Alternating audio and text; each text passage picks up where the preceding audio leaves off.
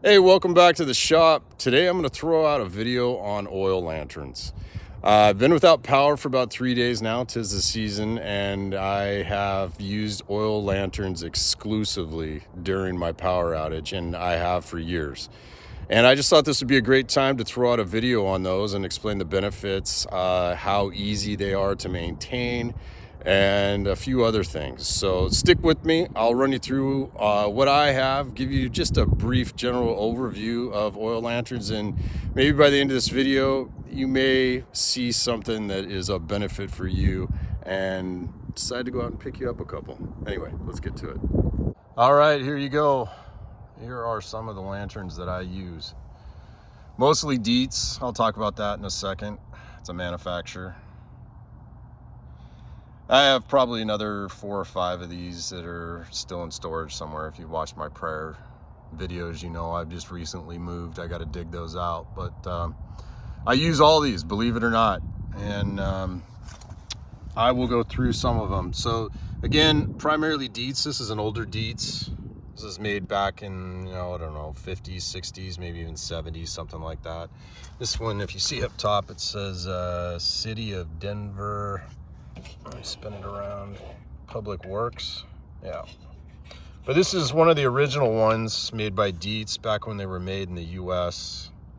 They were made back in New York. Deets has been sold. It's now owned by Chinese manufacturer, I believe, but the quality is still pretty much the same. This is a newer Deets, just to contrast an older one with a newer one. And really the biggest, I should say, difference between the older and the newer are these globes. The glass is much thicker on these older Deets. Here's another older Deets I'll get to in a second, but the glass is much thicker on those than these newer ones. And I haven't had a problem with any of the newer glass breaking or anything like that. And it hasn't been, hasn't cracked due to weather, cold and hot, contrast, that kind of thing. So the metal construction is basically the same. You can see these, they look pretty much identical as to how they were made back in the day.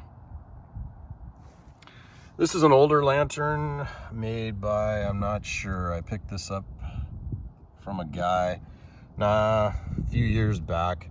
It's a smaller lantern. It leaks fuel on the bottom, as you can see. It's not a massive leak, but it's got a leak down below. So I primarily use this out in the carport or whatnot. But this has got one of the smaller wicks, and I'll talk about those in a second. This is a 1/2-inch wick, so it doesn't put out as much light. But like I said, I just use it in the carport to kind of light my way to my generator. This is one of the bigger ones that you can get from Deets in terms of fuel capacity. So the defining factor for any of these oil lanterns is going to be wick size, because that's candle power. I'll talk about that in a second. And fuel capacity. So this is a Deets Blizzard, new version. As you can tell, I have 2 of those. This is the original Blizzard. And these will burn for a little over a day. And your fuel is stored down here below, and that also provides some weight on the bottom, which adds to the stability of these. I mean, I've never had any of these get knocked over. But this smaller one down here, the fuel capacity obviously is a lot less than what you see on the one next to it, and it'll burn for probably about 7 hours maybe, and then you got to refuel it. This one here is, I believe, a 5/8-inch wick, so it puts out about 9 candle power. With a 1/2-inch wick, you're going to have about 7 candle power. These bigger ones use a 7/8-inch wick, and you're looking at 12 candle power for those. This is a Supreme number 210. It's more of a decorative lantern at this point, but it still works. It's got the red globe on it. And then this one that I have in the backpack here is a Air Pilot, also made by Deets. And this has got the bigger 7/8-inch wick, and then it's got the bigger fuel capacity down below. Deets makes a lantern called the Jupiter, which I have. It is in storage somewhere, but it'll burn for about 2 days on a tank of fuel. and it's got the bigger 7/8 inch wick. Again, that's 12 candle power. So as far as these lanterns go, if you see anything stamped Deets, to me, that's quality. A lot of people will talk badly about Deets and how the quality's gone down. I don't really see it. Like I said, I've got old and new, and they both work the same. So here is your fuel cap. And again, you store your fuel down in the base. So you just unscrew this. And there's your fuel. This one looks to be a little bit over full. You don't want to get it that full. I don't know if that was me, or probably was me. But I try and typically keep the fuel just down below here. And the reason being is as you're carrying these, the fuel will slosh around in here, and there's no gasket attached up here to the wick cover and mechanism, so fuel can splash out through here. So that's why I try and keep the fuel down here. And I'll show you the fuel I use in these. Paraffin lamp oil, odorless and smokeless. 3 liters, I usually buy them in a 2-pack. Burns great, never had any issues with it. You can find it at Home Depot, Lowe's, Ace Hardware, just about anywhere. So lighting procedure on these is real simple, and I moved them out of the sunlight so you can see the flame a little bit better. But I brought these 2 lanterns because I wanted to show you the difference in the burner and the components. They're the same, but how they operate's just slightly different. So if you look here, the wick cover and the burner are 2 pieces. These are 2 pieces. There are also 2 pieces on this lantern, but this cover stays put, does not move up with the globe. So you're gonna light the wick. The wick is just down in here. And then the wick on this one's gonna come right out the top. So again, same components, they're just kind of put together a little bit differently. We're gonna first put our wick up just a little bit on both of these, so that we have something to light. Hopefully my match does not go out. It's kind of windy out here today. That one's lit. Drop the globe down on that one. Drop our flame down a little bit.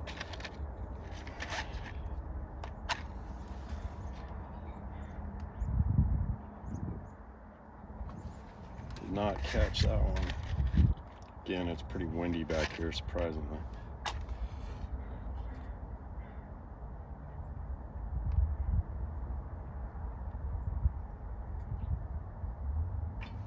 But we are lit regardless.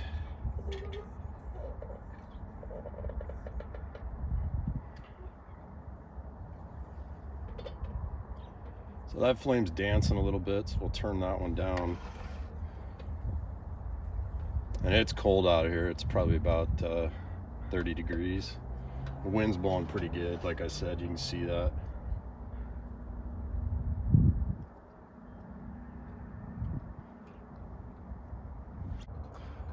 Real easy to light. Flames dance a little bit due to the wind blowing back here, but indoors you won't have the flame jumping around as much like that. But keep the flame low. Like I said, you don't want it to get too high. The higher it gets, the more smoke that you're gonna get out the top, and these globes are just gonna turn black. So that's it's about where I would normally keep them, right about there. Really what you want is you want a constant flame in these. You don't want a flame that's just kind of out of control like this. You just want a constant, just a slow burning, meandering flame. If it's jumping around like this, you've got your wick up too high, and like I said, you're going to create a lot of smoke. All right, so if you want to do maintenance on these, they're real simple to operate here. So this whole entire assembly here will rotate and rear. Actually, I'm gonna turn this around. It goes the other way, I think.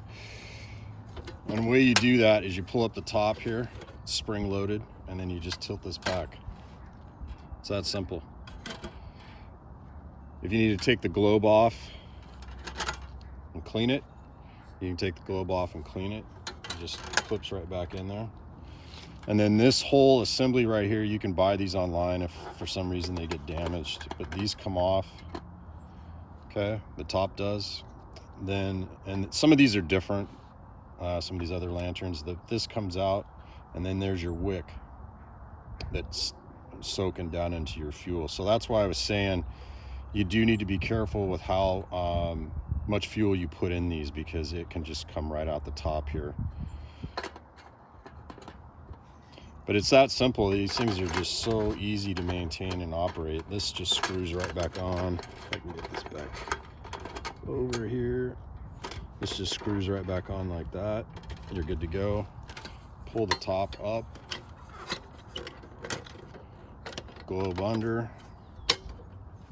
And you're good to go. You're back in business. I'll show you where I use them and kind of their light output now. I've got some video that I took last night. So let's get to that. Hey, real quick before we get going, if you're going to use anything that uses kerosene, oil, propane, and you're going to use it indoors or outdoors, make sure you use it in a well-ventilated area. That said, let's get to it. More than adequate to light up the entire bath. See everything you need to see on the floor, the counter, the mirror, the whole bit. I'll show you real quick. I'll turn her down. That's just keeping a flame right there. And then we'll turn her back up.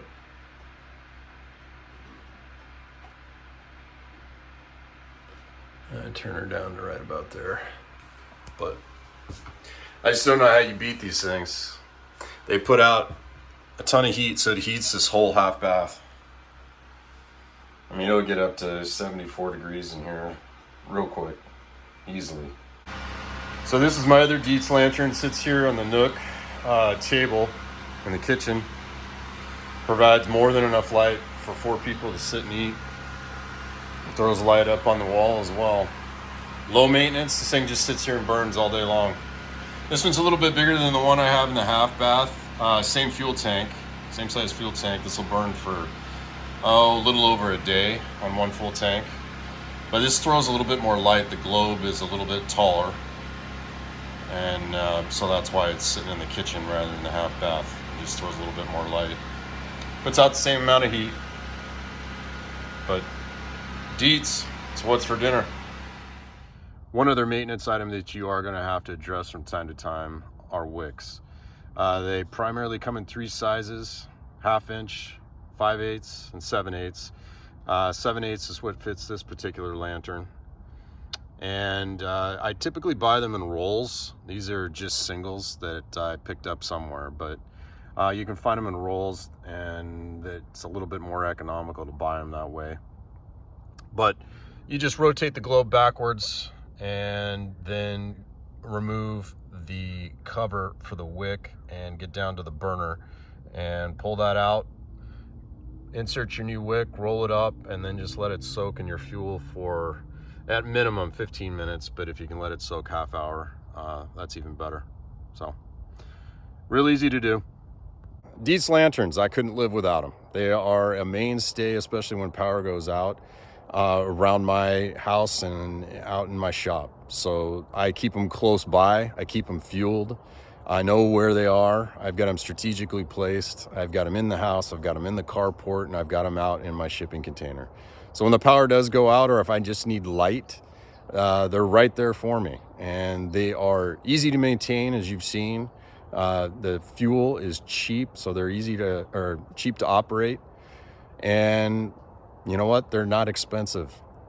Go look on Amazon. You can pick them up anywhere from $30 to $60. So you can catch them on sale even cheaper than that. So anyway, something I couldn't live without, like I said. Hope you learned something. Thanks for joining me. I'll catch you on the next video. Quick interjection here. If you want more information, more detailed information, historical outlook, exact names of all the components of oil lanterns, go check out a YouTuber by the name of Mr. Obsolete's Vintage Homesteading. He's got a great channel. He's got videos on all sorts of different things. He's a collector of sorts, but he's got several videos on oil lanterns, and he does a great job of breaking down all the different components and kind of giving you a historical outlook on things. So go check him out if you get a chance.